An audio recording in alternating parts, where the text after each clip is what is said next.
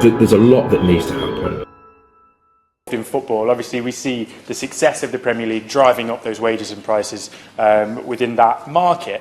But I'm aware that the Premier League, in terms of clubs and players, pays something in the region of £3.5 billion a year in tax to the Chancellor, even more so as that filters down through the Football League. And I wonder if there's an opportunity, genuine interest in his view on this, to perhaps ring-fence some of that tax funding to be reinvested back in the grassroots of the game?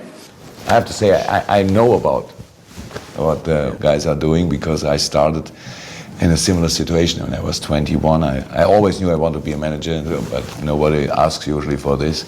And when I was studying sports science and in Frankfurt, I played football in the 3rd division and trained from Eintracht Frankfurt. It's a German Bundesliga team, the under 10.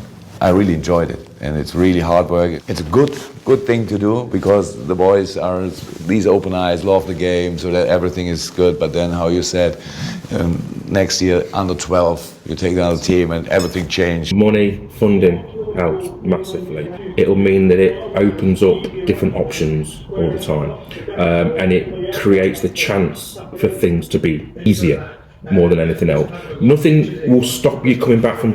Every so often you'll get a bad coach, and nothing can stop anything like that. But what you can do is that you can have more facilities available, ideally cheaper facilities as well, because obviously, I mean, taking away the cost of living issues, whilst it is a relatively cheap sport to play when you compare it to lots of other sports, it's still a bill all the time. And again, some parents can't always afford these bills, and then obviously as you go up and you become sort of seniors and you start paying your own subs every week, and again that's a cost. So if anything can be done to help that situation, then that would be brilliant. FART systems are shocking.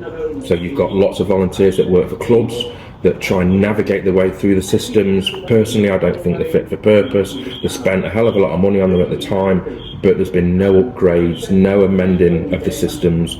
So you sort of couple that with having extra facilities, also make it easier for coaches to coach. For instance, our club, when we're setting up young teams under 7s, we're going to have a chat with parents about, can you help out and volunteer, being a coach, being an admin?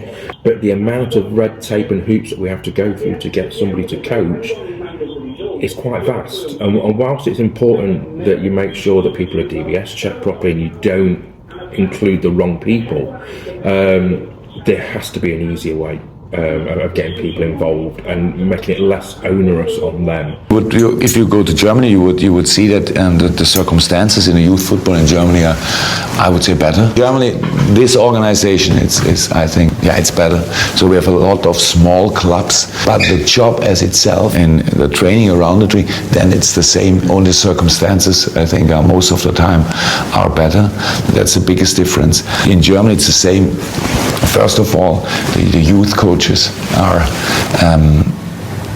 is the man who takes the time for it. How you said, everybody was asking and make a step back, and then I stood there. That's it. My youth coach was like this. He was not the best coach in the world, but he was the one who gave us, at the end, the perfect start position because of his passion for the sport. He did not know much about football, but at the end he gave us a ball and let us play. The professional clubs that are at the top, and they're all about making money, they'll be very reluctant to relinquish any money unless they feel as though they're getting a return from it. A club record for Arsenal.